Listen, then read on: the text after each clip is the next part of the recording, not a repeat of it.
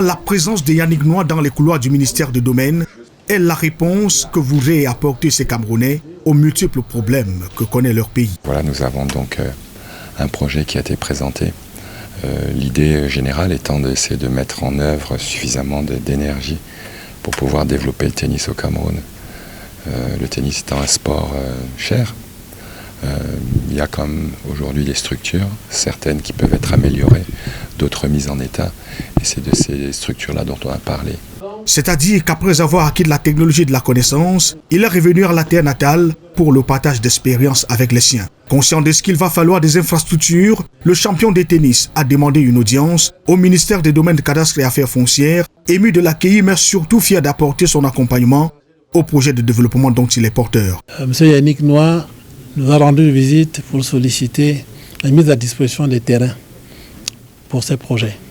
Au MINCAF, conformément à ce cadre de référence que constitue la stratégie nationale de développement, la 2030, nous avons la charge de constituer des réserves foncières et de mettre à disposition les terres pour les projets de développement. En termes de projet, il est question du développement du sport et de la culture, mais tout bonnement du tennis qui a fait de lui l'icône mondiale dont il est devenu. Aujourd'hui, il évolue avec Tarasport à Intertamen. Pour ce qui est de Tarasport, voilà, on essaie justement de développer, de faciliter l'accès, pouvoir organiser des événements. On fait des tournois de tennis, des tournois internationaux, des courses cyclistes. Et voilà, l'idée, c'est de développer ces activités.